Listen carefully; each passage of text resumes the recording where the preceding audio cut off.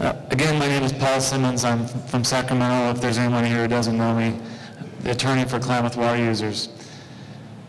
I'm going to be as brief as I possibly can, and one thing that Greg didn't mention is that I think he's decided that there's a whole lot of stuff that just flowed out there, and the water users are going to have subject-specific meetings in the very near future on individual components of this. So for example, there'll be one that deals with ESA and water rights only, one that deals with the power only, because it's just too much for anyone to swallow at any one time.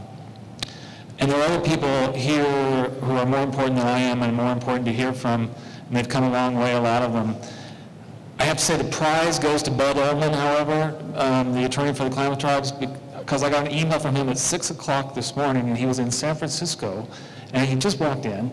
And so I know that he flew to Los Angeles and flew to Medford and drove over in order to be here and be able to talk to you all. So there are a lot of people to whom this is very important. There are a lot of people with whom we've worked really hard. There are a lot of people with whom we've built up a lot of trust that didn't used to exist. And that's why we have a document that's in front of you for review. I've given the boards of directors of all the districts a number of briefings on this thing as it developed.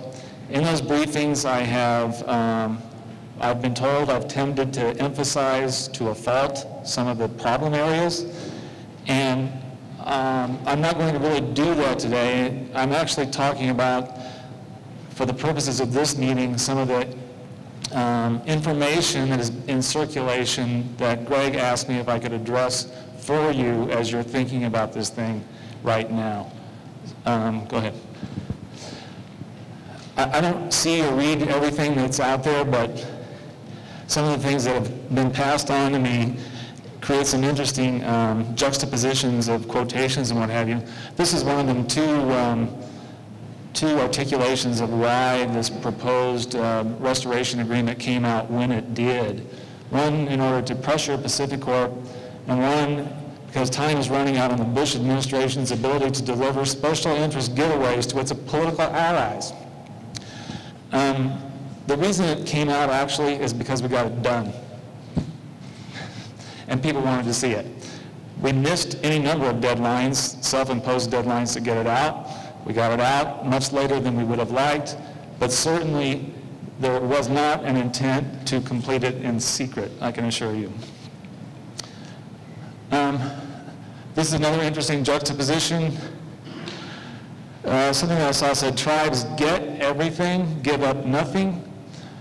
And another thing that I read said, one must wonder at the wisdom of tribal leaders who waive their people's water rights in order to secure this deal. I'm pretty sure those can't both be true. Go ahead. So you've seen this one in the newspaper. Attention water users, you've been sold down the river. That one's there. And then I've read one in many different ways that says, the terms of this agreement make the right to divert water for irrigation the top priority, trumping salmon water needs and the best available science on the river. So it's hard, if you just read the newspaper or the internet, to know what the heck is going on. And we're going to do our level best now and in the days coming to make sure you understand what is going on. All right, okay, let's go. Well, so this, I didn't have a counter for this one, but this is the other one that really tickled me. This is all a vast conspiracy between the Yurok tribe, the Karuk tribe, the Bush administration, and my mother's son to run over the rest of the world. That one is my all-time favorite. Okay. So I judge reading the material that's out there to be a little bit like pulling up to this particular intersection. I think you need to study it for a while and you'll get my point.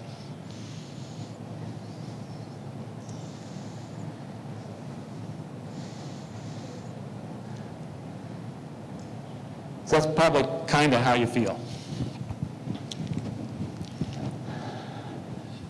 As I said, I was asked to just deal with some concrete issues that people are interested in or you probably have heard or read about. So let's go through them one by one. Dam removal. What in the heck is the Klamath Water Users Association doing supporting dam removal? We're an irrigation entity. As Greg said, it's contemplated here there'll be two agreements. The one that's out and in circulation right now, another agreement that would be made with Pacificorp. The one that's out right now says we're going to support a separate agreement with Pacificorp that has dam removal in it. And we're committed to that, and we agreed to that. Why? I'd say it boils, first of all, painful process to get there, let me say that. But it boils down to two simple points. Simple points. Other parties that we're making an agreement with regarded as highly important to their interests. That's one. Other parties regarded as highly important to their interests to get what they need, and it can be done in a way that doesn't hurt us. Period. That's the answer to the question. The Klamath Water Users Association does not, as a general proposition, advocate removal of dams anywhere in the West. In this particular agreement, we will support it, period. Tribal water rights. One of the things that would occur under this agreement is a settlement between the Klamath Project, water use in the Klamath Project, and tribes in the Klamath Basin with respect to water rights. This would be a permanent resolution of disputed claims over rights to water. And this is the way that it works. First of all, I should say there will be on Greg's website in a couple of days a fairly extensive written discussion of this. It's somewhat involved, but this is the way that it works. We agree we will only take a certain amount, a fixed amount of water, and the tribes agree they will never seek more from us, more water for in-stream. It's that simple when you boil it down. There are things that have to happen for those promises to kick in. If they don't happen, everyone reverts to where we are today and we fight it out. Status quo as far as where we stand today. It is not the case that anything that's happening here gives any water rights to the Klamath tribes or anyone else. It is simply not the case. There is an agreement between the project and the tribes. We will only use this much, and they won't come after more. Pure and simple, nothing more to it. In the Klamath adjudication, the Klamath tribes have water rights claims for the Sprague, the Wood, for Upper Klamath Lake, and for the Klamath River. Those are the subject of litigation. There are contestants of those claims. We're among contestants of some of those claims. We'll be bowing out of that fight. All of the other contestants of those claims will have the absolute right to contest every single one of those claims. And if the evidence and the legal arguments prove out, the tribes may have zero water rights. They may have everything that they claimed. That fight will go on between those parties. The Klamath Project will just simply not be part of the fight.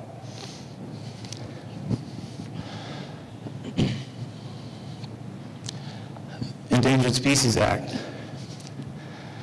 This agreement does not repeal the Endangered Species Act. If it were politically, remotely feasible, perhaps we would have demanded that. I think the Water Users Board doesn't believe that it's remotely politically feasible to repeal the Endangered Species Act. So is there nothing whatsoever in terms of future Endangered Species Act protection? The answer to that is no, there's nothing whatsoever. There are a number of provisions of the agreement both with respect to the commitments of parties to the agreement and state and federal agencies as to how Endangered Species Act issues will be dealt with in the future. Again, this is sufficient for the subject of a full meeting, but I will give you my personal opinion that I don't particularly care for the Endangered Species Act. It is absolutely part of our reality, and we have to deal with it. And I think we've done the best one possibly can to have a mechanism to deal with it that is much better than today. That's my personal point of view. And I think we should have a discussion about it separately, but give me what we got today versus give me what we have in the agreement. We'll take the latter in a heartbeat. Greg mentioned that it's contemplated we would use groundwater to make up for the inability to divert enough surface water. There are some constraints on that. What I want you to understand about the groundwater as far as it relates to the project is this. There's no new regulatory authority created for groundwater use. No one will have the authority to regulate your well, your pump, or anything else. What this is about is the other parties are supportive that if we cut back on surface water use, that there be funding for us to stay whole. But they say, if you use that funding in a way that turns around and hurts the fish, that's not a particularly good deal for us. So there are constraints on that. To the extent settlement money is spent on well development or well agreements or what have you, then we have to be careful, and there's a box around what you can and can't do. We think it's going to work, but the key point, no new regulatory authority related to groundwater.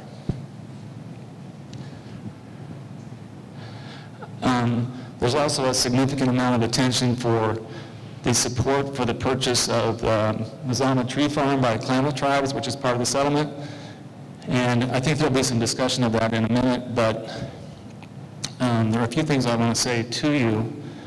Looking at it from the perspective of the irrigation districts in the Klamath Project, who really are the ones who have to sign off on this, I think there's probably a perspective that says this doesn't make very much difference in how much water will be in the A Canal 5 years from now, which is primarily what we're concerned about. Beyond that, I will say that this particular issue was the subject of considerable discussion among all the parties, conservation groups, tribes, not just the Klamath tribes, and us, and each concluded that it was an appropriate part of this settlement at the end of the day. Okay, I'm going to skip that one. Greg mentioned that the agreement has a program for folks outside the Klamath Project. We who represented the interests inside the project really weren't particularly participants in the structuring of that. There are concerns by people outside the project, those that are well known. I know that there would be an effort by the Klamath tribes and others to talk to folks up there about what is and isn't presented, but the bottom line on it is it contemplates eventually getting an extra 30,000 acre-feet of water into Upper Klamath Lake from the upper basin. Again, I don't work for well, I'll say one other thing. There were efforts in parallel to reach settlements with off-project irrigators. The Klamath tribes made those efforts.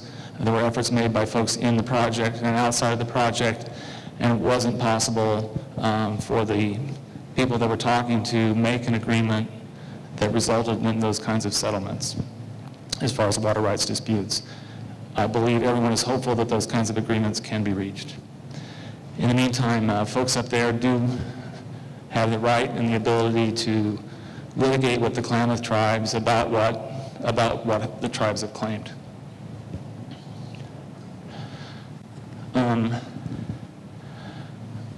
There are issues that are legitimate to worry about in this thing.